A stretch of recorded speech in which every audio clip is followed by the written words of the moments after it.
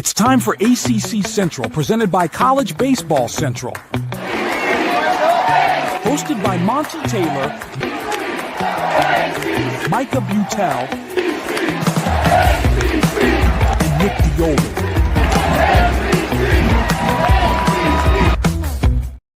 Welcome back to the ACC Central podcast for College Baseball Central. I'm Monty Taylor.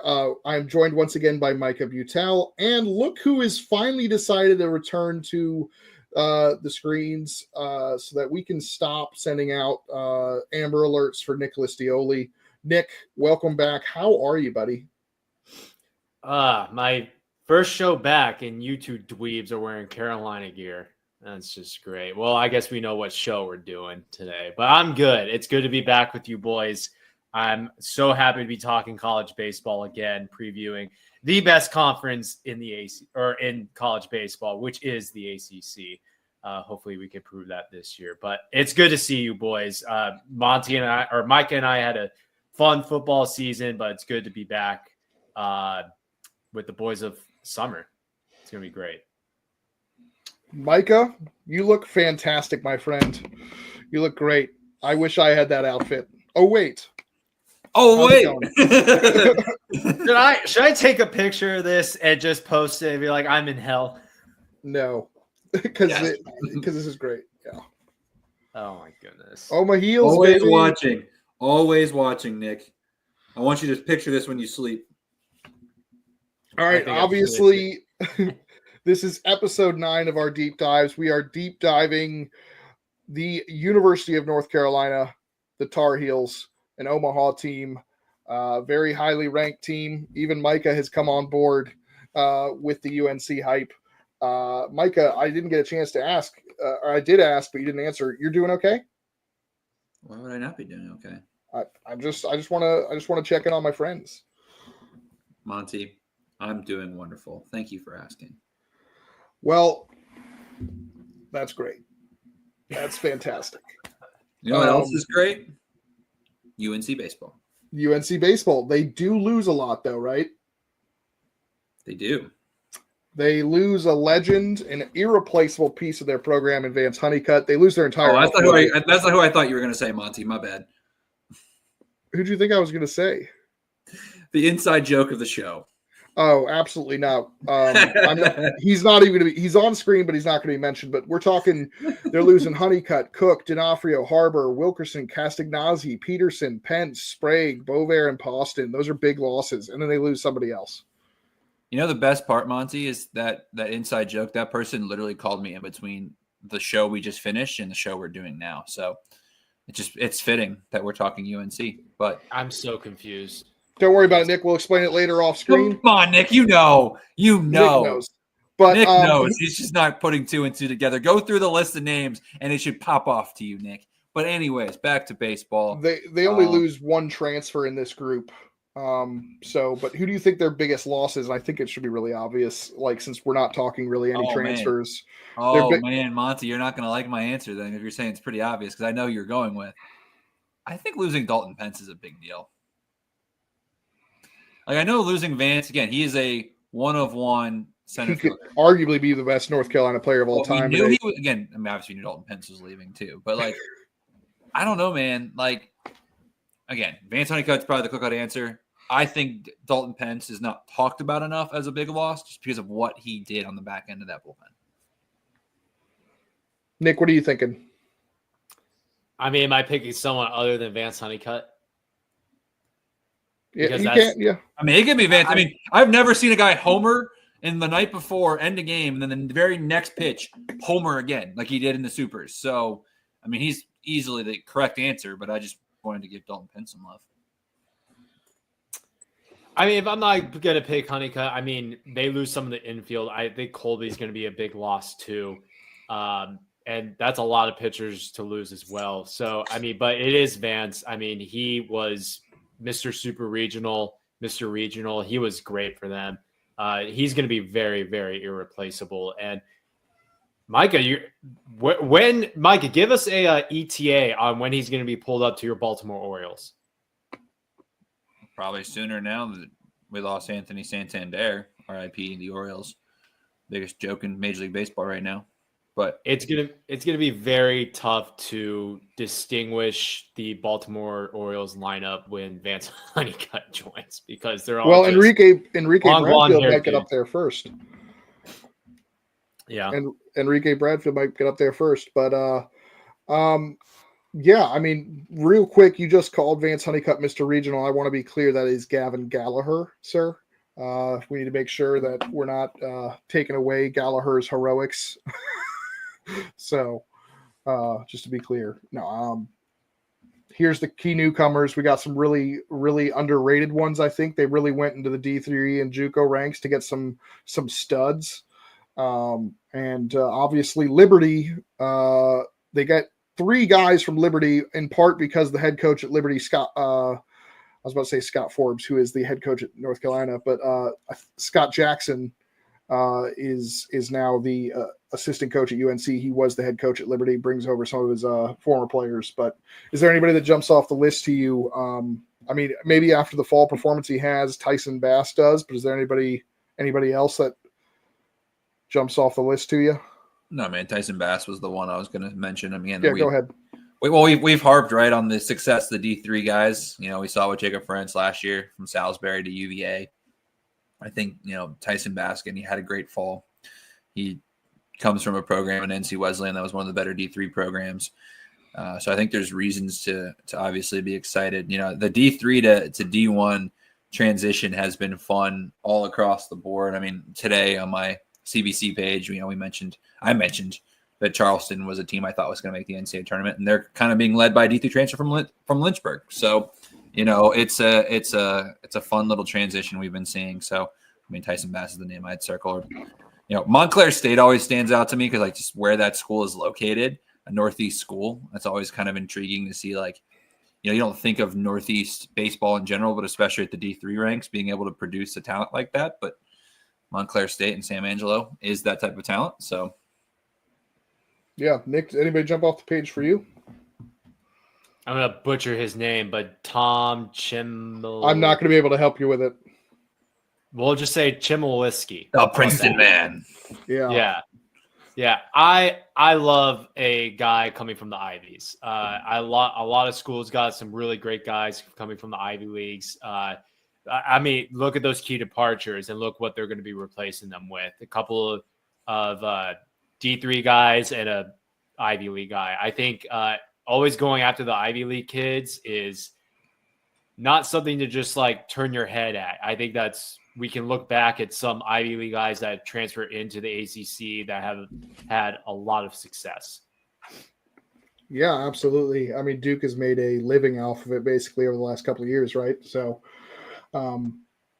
moving along, we're going to jump right into the rotation. They actually improved their rotation with 2 guys who they lost to injury last year. Jake Knapp was set to be their Friday night starter, and then shortly before the season started, he was injured. And then Folger Boaz was the Friday night freshman who got injured right during the Virginia series in early April. And then Jason DeCaro had to step it. So you got 3 Friday night guys there. And then Kyle Percival is a guy who really stood out to me in the fall that I really liked. But, you know, this rotation, I think, is really underrated because you forget about the guys that were hurt. Right, Nick? Yeah, I mean, Jake Knapp was going to be huge for them, but they still sustained and had a really great pitching rotation. And now look at them. They're going to be – I think we picked them to be – or some of us did pick them to be the best rotation in the ACC. I love DeCaro. I think he's going to be fantastic. I think he's going to be up there for – a candidate of pitcher of the year. I mean, Jake, again, he could be up there too. If we know if we know the hype, then I think he can show out. Yeah, Micah, I know this was one of your concerns with North Carolina before you had really looked into them. How are you feeling about that rotation now? Man, talk about a change. It's not as drastic of a change as the Georgia Tech hype from last year, but it's pretty close, Monty. You have to admit, like, you know, for all of those who are listening, I skewed the living daylights out of an early ACC poll that the College Baseball Central team did a month ago, whatever it was. where I was very low on UNC because I'm like, oh, look at all they're losing. And then it's like, oh, that's right. Jake Knapp's coming back. Folger Boas is coming back. Olin Johnson was my preseason freshman of the year last year in the ACC. He obviously didn't have the freshman season that we had hoped, but you want to think he's going to take a step forward as well. Kyle Percival is obviously a nice piece to have. So it's kind of like, well, maybe I got a little bit, I was a little too harsh on old UNC there. And you were in football mode as well. That's why I wasn't as eager. And UNC football was frustrating as heck, so maybe that's what it was. Well, and I thought it was Mac Brown's fault. And I thought it was really interesting to have a ACC preview show in early December. Very, very interesting there. But one of the nice things about the way this rotation kind of looks is it also allows a guy who got a lot of roles in Sunday and Aiden Hall to move back into the bullpen and be kind of your swing man back there. Very valuable guy that got drafted and ultimately came back. But taking a look at this bullpen, you've got a really good looking core here.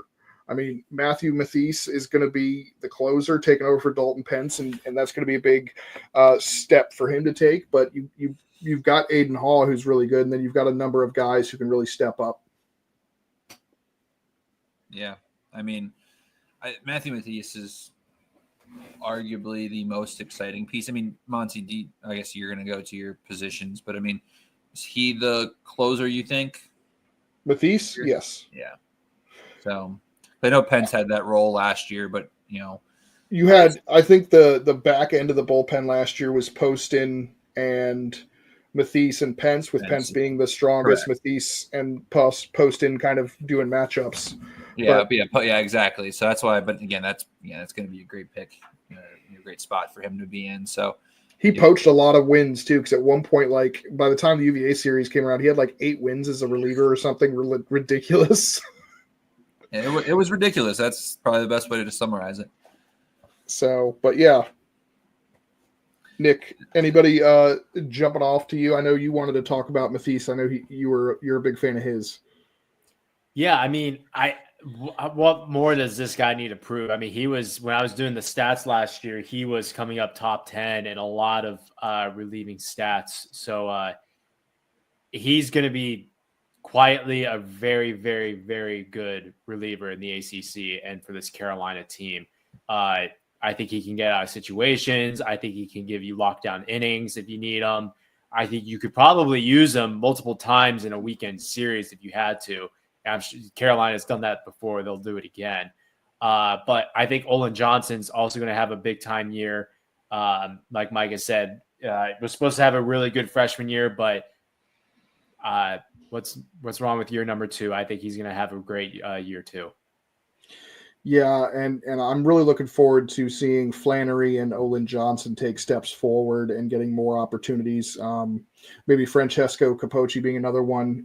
We already talked about the Ivy League transfer in Chmielewski. And then, they've got some experience with Dylan Weber coming over. That's another D3 guy from Christopher Newport. 9-2, 1.66 ERA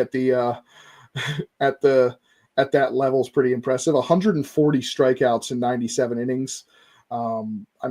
That's absurd. Obviously, he's not going to do that at this level, but that was a huge arm to get out of the D3 ranks. And that's why I think I'm really high on this UNC team, despite what they lost, a bit offensively.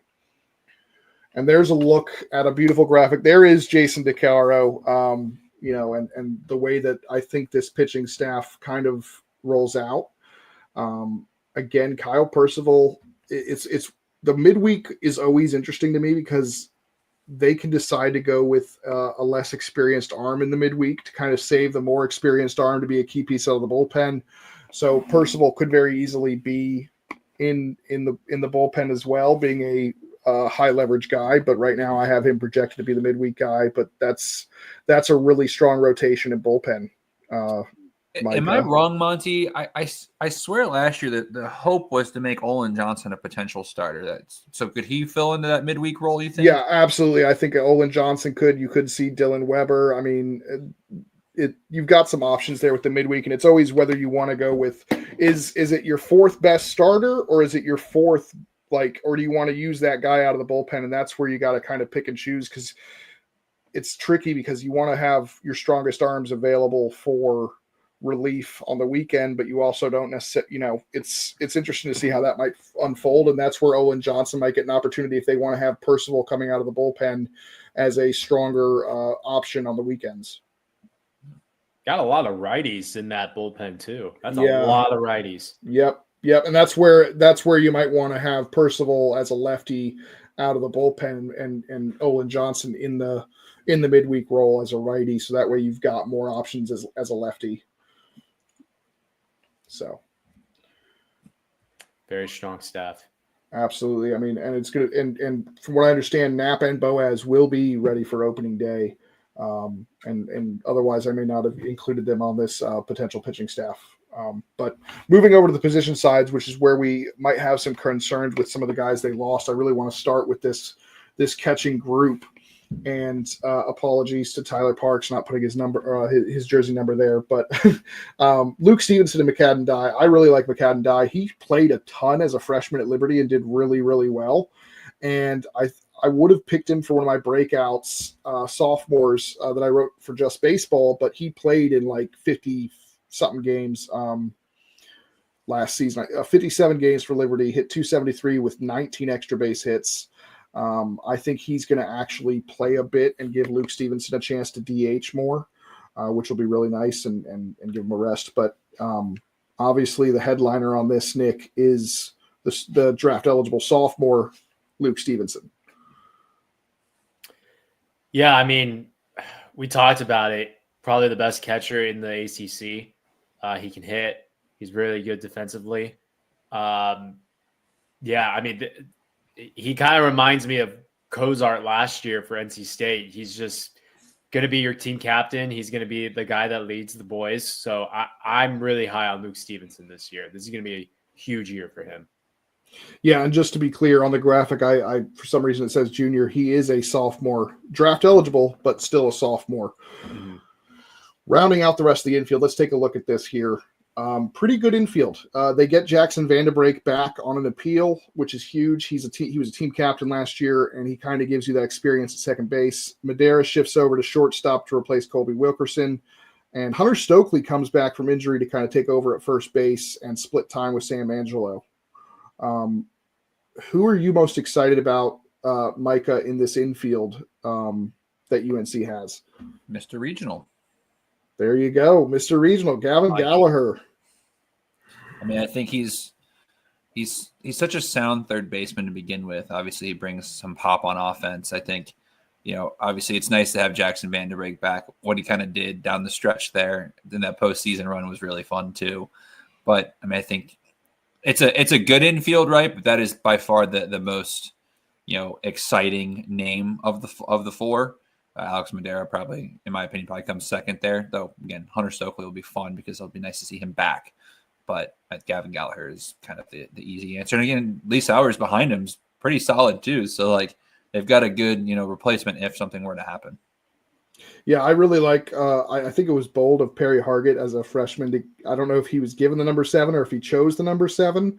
I thought that was a pretty bold number choice by him. He was in line, I think, to start at second base if Vanderbrake's appeal had been denied. I think he will force his way into some playing time. But Sam Angelo, I think, is going to be the DH, or Hunter Stokely's going to be the DH, and the other one plays first base, whatever.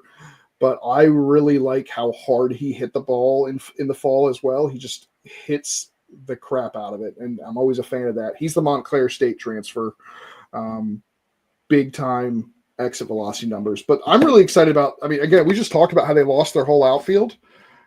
I think they've done a pretty good job. I mean, we already talked. I think Kane Kepley is a high level replacement for Vance Honeycutt. He's not going to be Vance Honeycutt, but he's very, very good. And we've already talked a little bit about Tyson Bass, but talk to me a little bit about this outfield, Nick. What do you think of what they've done to try and replace the production they lost in Casey Cook, Vance Honeycutt, and Anthony D'Onofrio? I mean, yeah, those are 3 big names that were just always talked about in the ACC last year's Omaha team, but What I see here is a lot of experience, a lot of guys waiting their time, and I think knowing Carolina, it's just going to be plug and play. Are they going to be as good as those three guys? We'll see, but there's definitely a lot of potential in this outfield.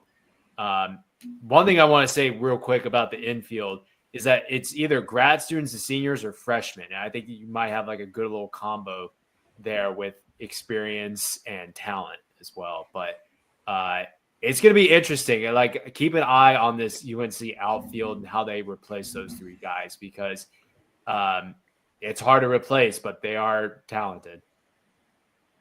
Yeah, absolutely. I'm excited. Rom Kellis was a guy, he's a JUCO transfer that I thought was also kind of impressive in the fall. And we know Reese Holbrook and Carter French have been waiting their time. Are they going to get an opportunity? I know Micah thought that it was possible Reese Holbrook might get a chance. Micah, you want to talk a little bit about the outfield? Yeah, I mean, again, Reese Holbrook, someone that, he missed 2024. He didn't have a ton of production in 2023, but, I think there's a reason to be excited. And again, I like the depth considering everything. Like, again, it's hard to replace a generational talent like Vance Honeycutt, and then obviously, you're literally replacing the entire outfield. But, we've talked about it in some of these other previews, not that I wouldn't say they upgraded in the outfield like some of these teams we've talked about. Maybe they upgraded from what they lost, but you don't feel super negative about what they have either. So I'm pretty excited about what Reese Holbrook could do as a bounce back. Obviously Tyson Bass is someone that, is going to bring, a lot of pop. Again, I talked about him, the NC Wesleyan transfer, but I think Reese Holbrook, if given the opportunity, can do a really good job. And Carter French too. I mean, I'll credit to you, Monty. You've said it before on previous times we've talked. Like, that's a gritty kid. That's someone that, if given the chance, I think will take take his opportunity if given it. So there's reason to believe that, like, if there is struggles, right, or Sawyer Black comes in pretty highly touted too, so that's an option as well. Again, you feel like the depth in the outfield's better than maybe you would have, at least better than I would have thought. Again, when I was so low on UNC, I was like, man, this outfield's gone. It's going to be awful. And it's like, no, pump the brakes, buddy. Like, they're going to be fine. I mean, I'm making fun of you a lot for that poll, but before the fall, I would have had a lot of question marks outside of Kane Kepley. Getting to see them and hear about what happened in the fall plays a big factor in how I look at this unit as opposed to what I saw in early September. It's going to be a lot of fun, I think. I mean, Tyson Bass is a big name because of what he did in the fall. But it's going to be really interesting to see. But if there's one guy I'm circling on this list, it's going to be Kane Kepley for me. I think he's going to be the big reason for offensive success. If you had to circle one guy, you know what? I'll save that until for our next graphic here. The potential lineup and potential batting order. They've got a chance to really stack the lineup perfectly, left, right, left, right, left, right, left, right, left, which is really nice. No. Really, really nice for them. Really annoying for everybody else. Yes. And Kane Kepley as the leadoff guy is who I'm circling. I think he's going to be the what makes this team run. But for you guys, and I'll start with Nick, who's the guy that you're circling in this lineup that you're afraid to face, and who do you think is going to be the one that's going to make the offense go? Man, dude, I'm really scared of that 8-hole in Jackson Van de Break. I mean, you're talking about a guy that has a lot of experience, that can put the bat on the ball. You have him in that 8-hole, like, start off like an inning, and then you get to Alex and then the top of the order. Not only that, you got speed. Like, I think Van de Break could be the best second baseman in the ACC. He is just 2 years removed from being an all ACC performer in 2023. That's right. I think you circle that 8 spot. Though. That's a dark horse spot in the lineup that some pitchers might want to pay attention to if that's the potential batting order. As a Virginia fan, I'm about to fight you, Nick. I'm about to fight you. Best second baseman in the ACC. Potentially. Yeah. All right, Micah, who's the guy that's making this UNC off that you're circling or highlighting in this? I'm circling because watching, again, shout out to Monty, put together a great like a really solid deep dive of these teams. someone that I knew he transferred in. 64 Analytics was high on him. Shout out to them, by the way. Huge help as well for this preview show. But Sam Angelo for me, because he is someone, again, you mentioned it, Monty, maybe he will be the first baseman. It'll kind of be like, maybe it's Stokely, maybe it's him. But that said, like, he is someone that has a ton of pop. And if he can train, like, he could be the Jacob Ferencz of last year from the standpoint of what Virginia had, where you think he has potential, but you're like, is it going to translate from the Division III ranks up? If there's someone to circle to see, like if UNC's back in Omaha, I'm going to assume that Sam Angelo is having the type of year that Jacob Ferencz had for Virginia last year. Yeah, and as you can see on the graphics, I think those two guys are obviously going to be big parts of the team and the lineup. Gavin Gallagher there on the left, and Luke Stevenson on the right. I think those were kind of the obvious answers. We kind of went with some of the under the radar guys, and I really, really like that.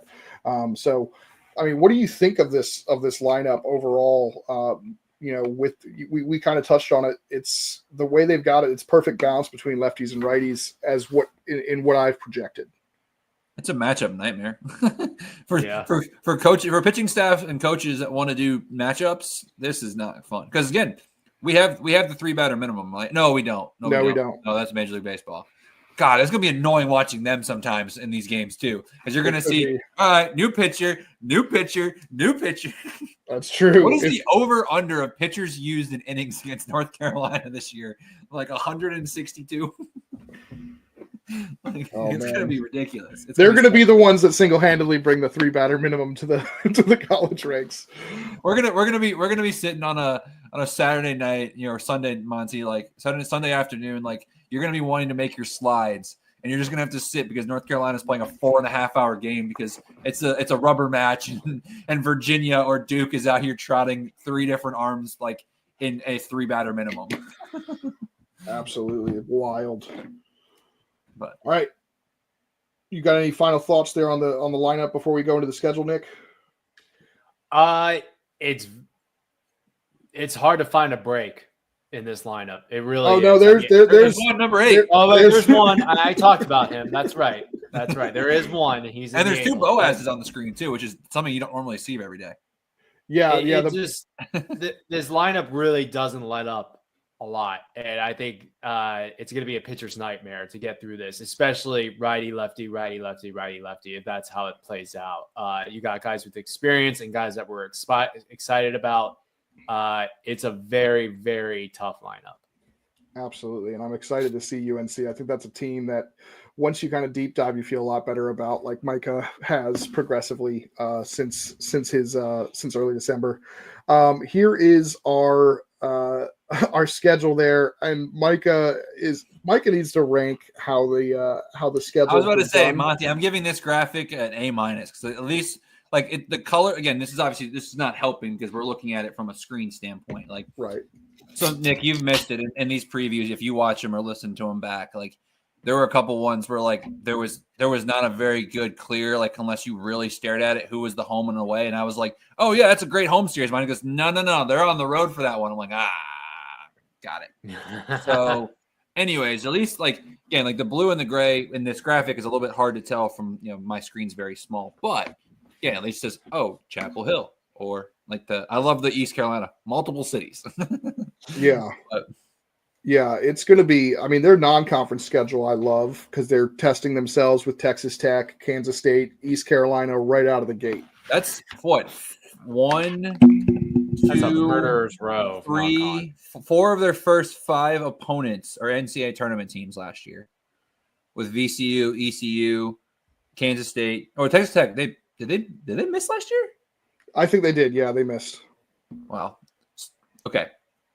Thanks, Texas Tech. Way to ruin it for me. even though it's the most, like, it's arguably the most anticipating matchup. Right. And you got you got Coastal, you got College of Charleston, you've got Stanford right off, you got UNCW. Like, this is a brutal schedule. A neutral at versus South Carolina and Charlotte. Yeah. Even UConn.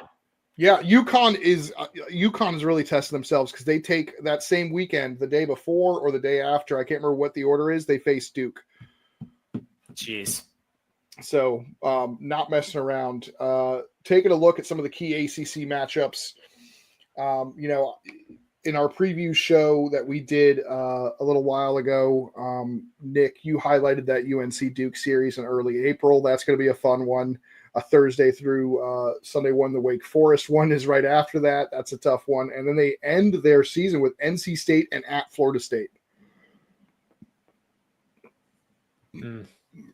That's tough. I'm surprised you didn't highlight the Stanford opener. I limited myself to 5, and I think the at Louisville one is tough just because it's on the road. I just value it more than Wake. I think that's why for me. Like, just because, again, it's the opening weekend. I mean, I guess maybe it's more a key for Stanford than UNC, but, I had that one kind of circled because we'll learn a lot about both those teams that weekend. Yeah, I mean, ultimately, at the same time, with the amount of space I have on the right side, I could have just listed all the ACC series, and maybe I should have. Might as well, because it's really. Didn't we say all 16 are going to make the NCAA tournament anyway? They're all making super regionals, So yeah. one thing that I think is interesting, Monty, is their road slate. I mean, obviously they end it at Florida State, which is crazy. But besides that, I mean, you're going again. We're talking about our bottom teams. I mean, we had Louisville at 10, so like we're talking about the bottom half of the ACC is pretty much their road slate. Louisville again is a tough team. I'm higher on them than most, but like we think they're still going to be a top 30 to 35 team all across the board from College Baseball Central. But like, that's still again bottom half of the ACC. Boston College, bottom half of the ACC. Pitt, bottom half of the ACC. Virginia Tech, bottom half of the ACC. Like that's pretty beneficial if you ask me. When you get Duke, I mean, I guess playing at Duke, and I'm not saying it doesn't matter, but like. The crowd is going to be probably a pretty even split regardless of where it is. They'll be home versus Duke. Yeah, you'll sleep in your own bed that night. But but I'm saying like if that was at Duke is what I'm saying. Oh, yeah. But but like Wake at home, I think is very beneficial. Right. Stanford at home, very beneficial. They don't go out to California. That's a nice, little benefit. They get to keep a normal ACC schedule from that standpoint. So it's pretty decent schedule. Like, favorable for them. Yeah, absolutely. I mean, it is pretty good. I imagine one of those road series will trip them up, at least one. Nick, what are your thoughts on their schedule? Very tough out of the gate. This is a very tough non-conference schedule. I think Texas Tech will be right back, and to start off with them is going to be very fun to watch. Like Kansas State, ECU, VCU, Coastal. I mean, we didn't even mention Campbell. They got Campbell later on in early May, which is going to be a tough midweek game. I mean, Campbell could be looking like trying to boost their resume during that time of year if they are in trouble. So we all know that they will pull out all the stops there. I mean, even Wilmington before Florida State to finish that series. It's going to be a very interesting schedule. It's very top heavy in the beginning of the season. And then as it kind of goes down, I think Micah made a great point that their road schedule is very favorable. And even the games at home, I mean, should be also very interesting as well. But I like this schedule for UNC. Yeah, absolutely. It's going to be a lot of fun, I think, to track them down. But that's going to finish it up. How are we feeling about UNC as we kind of wrap this episode up? Nick, you feeling like they are an Omaha caliber team? Absolutely. I mean, they returned some key guys. I mean, Luke Stevenson. I think they have the best rotation in the ACC right now. Olin's going to be great. There should be no reason why this team does not at least make it to super regionals. I think they have the potential in the ACC tournament. They are just like a notch below, I think, what we agree was or at least Micah and I, was the top three in Virginia, Florida State, and potentially Clemson as well. But they are right there. Yeah, I think I had them in the 3 spot. I think you did, yeah. Micah, final thoughts on North Carolina and what they could be? I mean, they could easily be back here again. We could just, change the year right here. But other than that, I mean, I don't have them going to Omaha at this point, but are they capable? Absolutely. I mean, this team is I mean, I think if this lineup does what we think it could, I mean, this is a national championship caliber team. I know we always say that Omaha teams are by rule automatic national championship kind of contenders, but like they're a legitimate team that like if things click right could be a legit national champion team. Like again, I think if they get a little bit different cards against in Omaha this past year, who knows? They may have been contending for a national title this past season. So absolutely. I'm high on North Carolina. I agree with everything you guys have said. I think they're going to be fun to watch. I'm going to see them hopefully opening weekend against Texas Tech. I wanted to try and get down there for Kansas State, but I don't think that's going to be doable with my travel plans for Jacksonville on the weekend, but I will hopefully see them very soon. I was hoping the ECU series would be weekend number 3, but unfortunately it's at the same time as that Jacksonville series because I'm dying to go to an ECU North Carolina game at the Jungle because I have not been to ECU yet, and that seems like a major oversight on my part. But I might have to wait until a midweek against NC State, I think, later in the year. But that's going to wrap it up for North Carolina for this preview. Tomorrow night, we are back.